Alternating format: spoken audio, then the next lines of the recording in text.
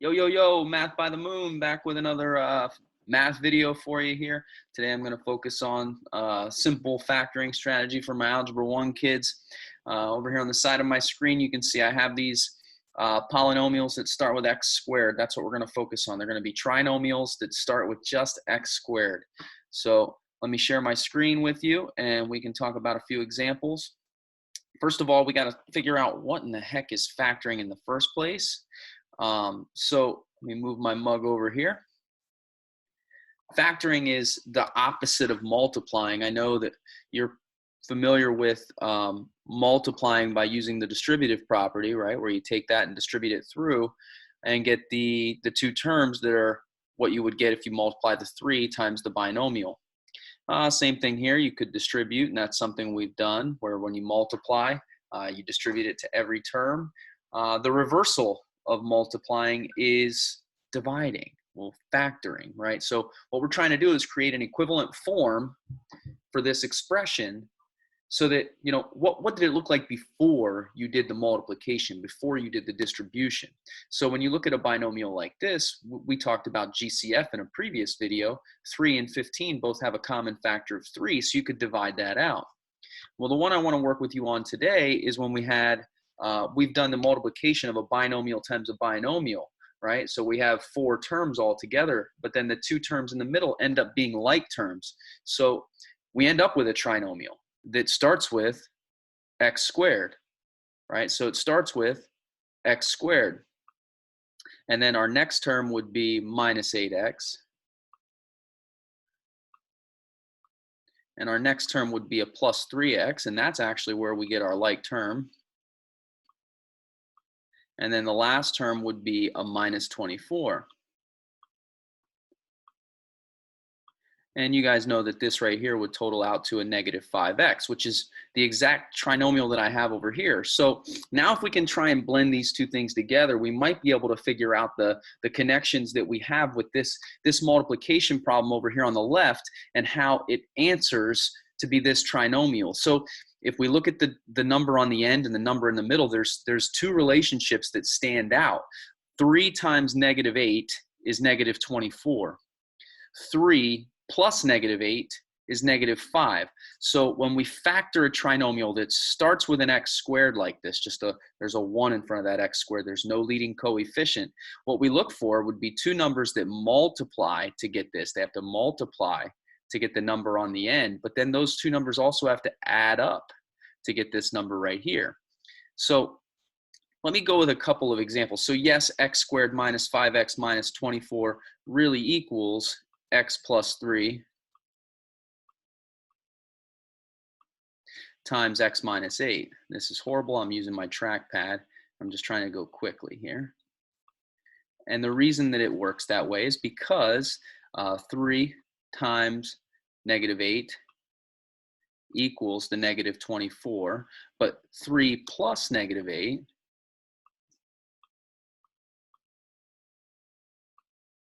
equals the negative 5. So when we look at some examples, we'll be looking for 2 numbers that multiply to get this number on the end, but also add up to get this one. Something we did in class was this X method where we put the negative 24 on top. So we knew that we had to find 2 numbers that multiplied to get negative 24, and we put this negative 5 on the bottom. You don't have to make this little x method chart is what we called it, but for some of you that'll be a familiar place to start. So over here on my document camera, I have x squared plus 7x plus 12. So typically one of the things you might want to do is write down this 12 and write down all the things that multiply together to get you 12, like 1 and 12. Never forget about the number and 1. And 2 and 6 and 3 and 4. Now since this 12 is positive, these can be positive pair. Both numbers, positive times a positive gives me a positive, but they could also both be negative. Now we're going to rule the negatives out because when we factor this, we know that the 2 numbers have to multiply to get positive 12, but they also have to add up to a positive 7. And if they were both negative numbers over here, if it was negative 1 and negative 12, they would not add up to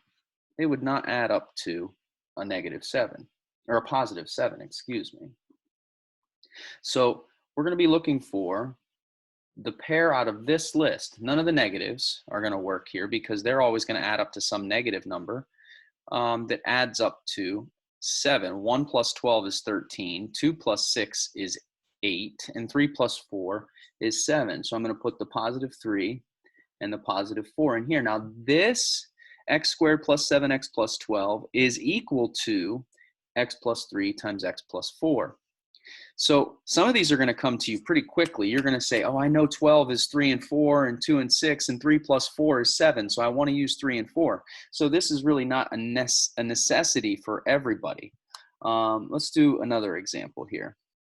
How about x squared minus 9x plus 14? Okay, so I know that I need two numbers that multiply together to get what? 14, very good. So I'm going to write down my 14 over here. And I'm going to write down 1 and 14 and 2 and 7. And since it's a positive 14, these could both be plus plus. And sometimes I'll even write that here just so I know. Or it could be minus factors because a negative times a negative is still a positive. So in this question, I know that I'm going to need to add up to a -9, right? So I'm going to need either a -1 and a -14 or a -2 and a -7. These won't add up to negative numbers. They'll add up to +15 and +9. So over here, this will add up to -15, and this one will add up to -9. So that's the one I want right here. I want to factor this trinomial as x and x in the first, in the front of my binomial groups, and -2 and -7.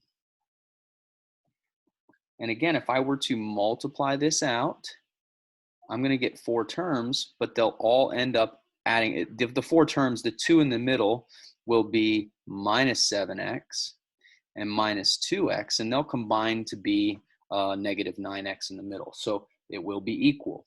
So if you look at this, this is a positive on the end. Anytime you have a positive number on the end of your trinomial, you're going to either have to have a positive times a positive, or you're going to have a negative times a negative. And when this is negative in the middle, that's when that happens. So let's do a third example here. X squared minus 2x minus 24. And this is going to have a few more factor pairs. -24. So I know I need a positive and a negative to multiply together to get it. So I'm going to do a 1 with a -24 or a -1 with a +24. Now I'm going to have to write both pair because it depends on the one that's going to add up to the -2. Okay, so then I have 2 with -12 and -2 with 12, 3 and -8, -3 and +8, 4 and -6 and -4 and +6. And I think I've listed them all at that point. So now we go through and we look, and we would take 1 plus -24, -1 plus 24, 2 plus -12. We go through all of these and add them up and find the pair that adds up to -2. Do you see it? Did you say 4 and -6? Winner, winner, chicken dinner. So when we write it, how are we going to write it? What's going to start in each group? Yeah, x's. And then we're going to take the 4 and the -6. Now with the 4, it's a +4 and the -6 over here. So when you're factoring trinomials that start with an x squared, trinomial means 3 terms, that start with an x squared, you're always looking to find pairs of factors that multiply to get this number on the end, but the pair also has to add up to get the number in the middle. Last but not least, let's just look at a few different setups on this trinomial. So what we knew here, let me slide this over just a little bit. Okay.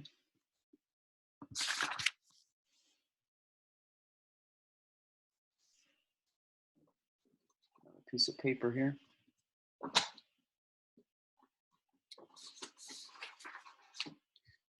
what we knew here for number 1 was that we needed two things that multiplied to get a positive number on the end here. It has to get a positive number on the end. So it's going to be a positive times a positive, or it could be a negative times a negative.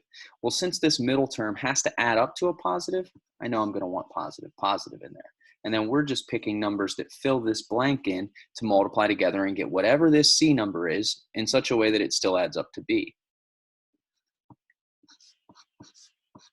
The second one here, I know that this has to multiply together to get a negative. So no matter what, two numbers that multiply together to get a negative have to be a positive and a negative.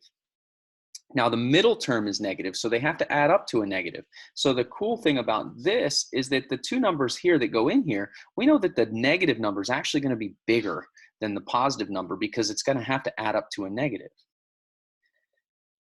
The third example is again a negative number here. So we know we're going to need a negative and a positive.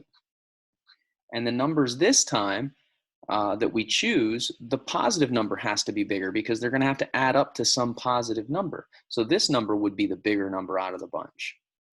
So I guess last number 4, before I make my summary here, I have another positive number here on the end. So I need two numbers that multiply to get a positive. And that's going to be positive, positive, or a negative times a negative. And since this B number is negative, I know I'm going to need two negatives because two positives won't add up to a negative. So then in this question, I know that I'm looking for two negatives because they'll still multiply to get this and add up to get that. And if I point out 1 and 4, options 1 and 4 have a positive number on the end. So you know you need plus plus or minus minus in your factors whenever there's a positive on the end. And this middle term kind of tells the story then. And whenever you have a negative on the end, you need a plus minus pair of factors, a positive and a negative pair of factors, because you know you need to multiply to get a negative. So if that can help, your thinking process at all in this. We had a positive, so I knew I needed a positive positive. Here we had a positive again, but this time the middle was negative, so I knew I needed a negative negative. Here we had a negative, so I knew I needed a positive and a negative. And in this question, I needed the 6 to be the bigger negative so that it could add up to -2. Sometimes this problem ends up that this would be a positive 2, x squared plus 2x minus 24. We can use this exact same trinomial, but it's going to factor differently. So we'll need an x and an x. And we're still going to use our 6 and our 4. We're still going to use a positive and a negative. But this time, we need the 6 to be positive because we need them to add up to a positive 2. So let me know if you need any individual help factoring trinomials. Because this does go fast. There's a lot of information in here, but most of it ties into things we've already learned in class. So I'd be glad to touch base with you independently and see where you're at. Later.